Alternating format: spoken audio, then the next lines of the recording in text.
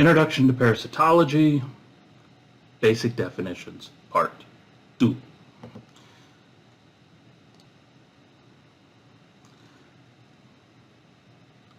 Phoresis, mutualism, commensalism, and then number 4, the whole reason why we have this course, parasitism. Parasitism is one organism living at the expense of another. It's either stealing nutrients from the other, it is stealing whatever from the other, it is taking. The other suffers in some form or fashion, either the mechanical damage or basically, as I just said, nutrient stealing. Parasites can be what are referred to as ectoparasites or endoparasites. Ecto means it's going to be on the surface, outside. Okay, think ticks, fleas. Endo, it's going to be within. Okay, tapeworms, the different liver, lung flukes, things like that we're going to be talking about. Outside, inside, inside, outside, ecto, endo. And again, obligate or facultative, okay? Obligate means it must be in a host. Cannot survive outside of a host. Plasmodium species, Plasmodium falciparum, Plasmodium vivax, Plasmodium malariae. These are all different parasites, parasitic organisms that will cause different forms of malaria depending upon where you are in the world. Obligate. They have to be either in a human or in the mosquito.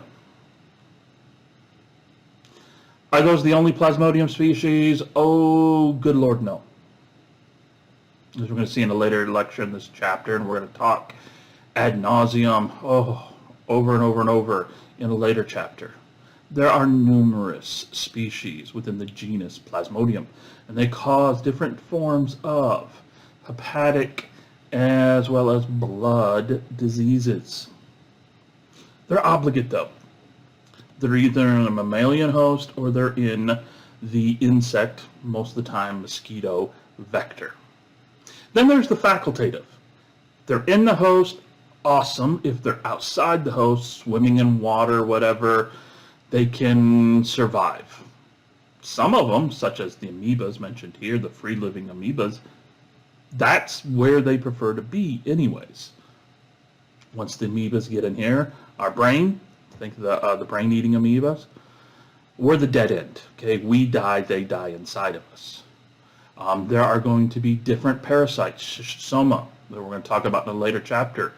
It actually has different larval stages that are actually free-swimming as they're going from hatched egg to snail to crustacean to a fish.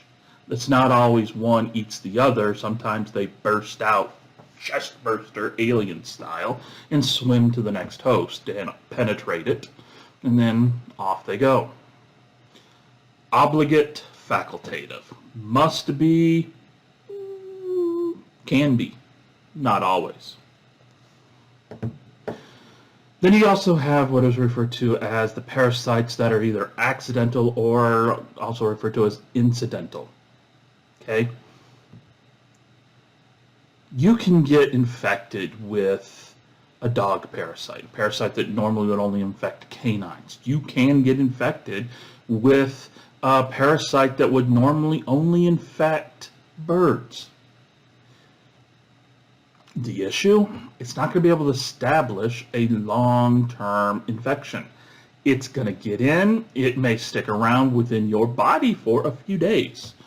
But when it comes right down to it, we don't have the right internal environment. So those endoparasites are not going to like our body temperature compared to a bird. Our pH, our nutrient profile is way off when you compare us to a lizard. And our immune system's going to be much stronger. We can't handle parasitic infections like many wild animals can. They can tolerate it. We can't. So our immune system reacts and reacts very harshly. And we'll talk more about that in the 3rd chapter of this lecture of this semester. Look on the schedule, you'll see that's where it says immunology. We're going to be discussing cellular as well as the inherent immune responses to parasites.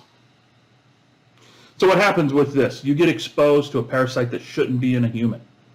Avian, herpetic parasite, whatever.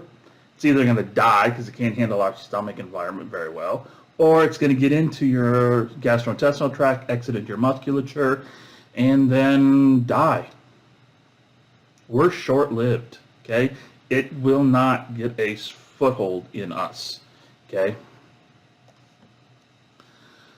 And then you have temporal issues. Temporal meaning time. How long is this infection going to last? Some of them can be permanent. Once you get the infection, it's yours for life, okay? There are different parasitic infections that's endemic around the world, okay?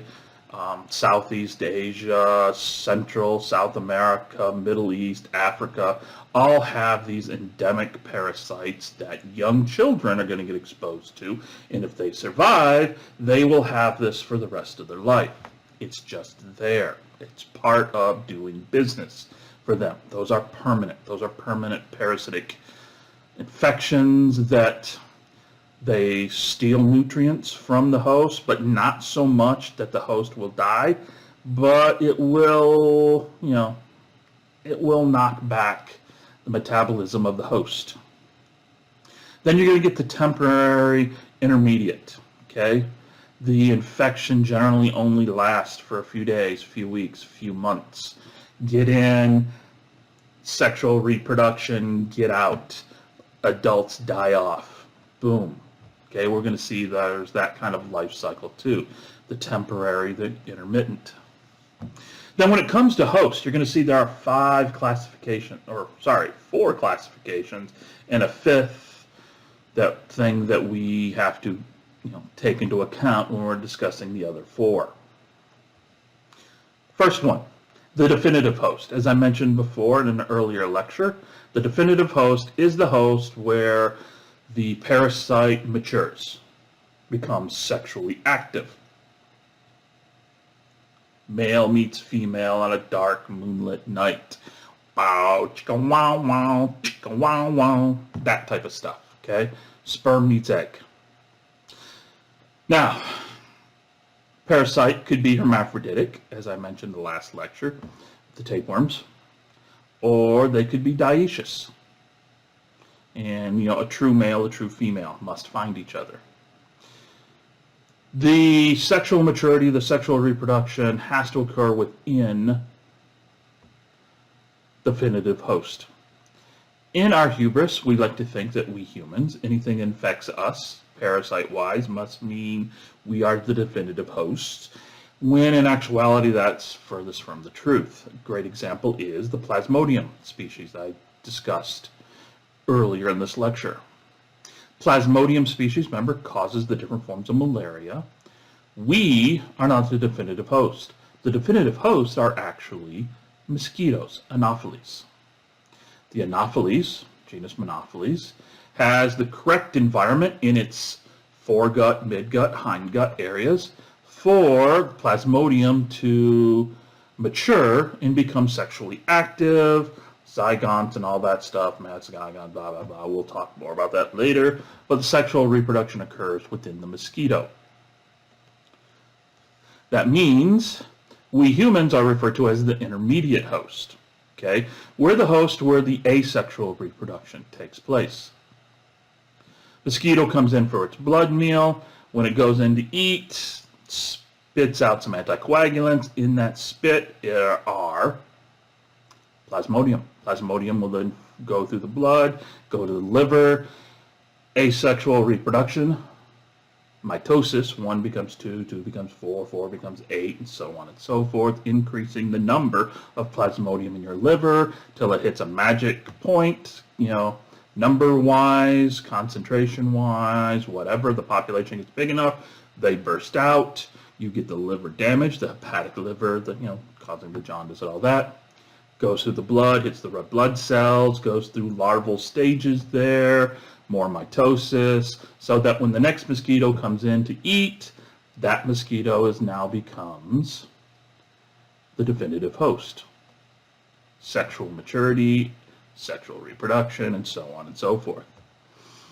You also get what is referred to as the parenthetic, or more of a transport, a vector host. It's just taking the parasite, a larval stage, whatever, from host A to host B. That's it. While it's in the transport vector, the parenthetic vector, that host, generally nothing's occurring other than normal metabolic activity. You look here on this table, different parasites. I forget which paper I pulled this off of. It's a published paper looking at the different parasites, hosts, and all that in different fish that you're going to find in the northern Atlantic. Turns out, as we're going to see in a couple of lectures from here in this chapter, that wild animals are just riddled with parasites. You're going to see across the top there, final host, intermediate, first intermediate, second intermediate, may or may not be necessary, then a transport host. What's happening here is eggs get passed out somehow, they hatch, they get into the first intermediate, go through a few larval stages, get bigger, go through some mitosis, 1 to 2. That little bitty fish gets eaten by a bigger fish, second intermediate. That second intermediate, you're going to get more larval stages increasing in size. This is occurring within the musculature of that second host, whether it's a fish or a copiopod. Then maybe the final host, the definitive host, is going to eat that second. That's where in the rows you see where there's no parenthetic or transport host. Something small, single cell organism, more small multicellular organism. Something microscopic gets eaten by a copiopod or a small fish, which then gets eaten by bigger and a bigger and a bigger. Somewhere in there may be a host that no development's going to occur. That's the parenthetic. Parenthetic's going to be taking it from host first to second or second to definitive, the final host. And it just keeps going on and on and on and on. And then finally, we're going to talk about reservoirs. Okay, these are going to be hosts for parasites where the host really, yes, it's going to have to pay a little bit, but the parasitic load, how many parasites and how many different species are there, it's not going to harm it too much. It's not going to slow it down too much. Not so much of the nutrients are going to be taken that the animal, that host, that reservoir, can't function very, it's going to do very well. It's still going to be able to go, find, mate, eat, do all the stuff it's supposed to do, but somewhere inside it is a parasite. Some point in time, that parasite's going to either exit out, or that host, that reservoir, is going to expose to another animal, scratch it, rub on it, or it's going to get eaten. Armadillos is a great example. Trypanosoma cruzi causes Chagas disease. Chagas disease is a South American disease. We associate with South America. As armadillos spread north, up through Central America into the southern U.S., we're starting to see trypanosoma spread up. We'll talk about that more in a later lecture in this chapter. Armadillos harbor this. The parasite gets in them and it just stays there. Doesn't affect them. Yes, it steals some of the nutrients, but not enough to really harm the armadillo. And then the fifth thing we want to talk about in this lecture is what is referred to as host specificity. Plasmodium falciparum, human, Anopheles species that's going to be the definitive host and the vector going from human to human. Plasmodium falciparum is not going to infect a lizard. It's not going to infect, a lemur. Okay, human, mosquito, doom. That's it. So this specificity means, as we talked about earlier, when you get that intermittent through that short term, you got exposed to something, it gets in you, and it just can't establish. Wrong environment, wrong nutrient profiles, wrong everything. Our immune system not going to allow it to be there.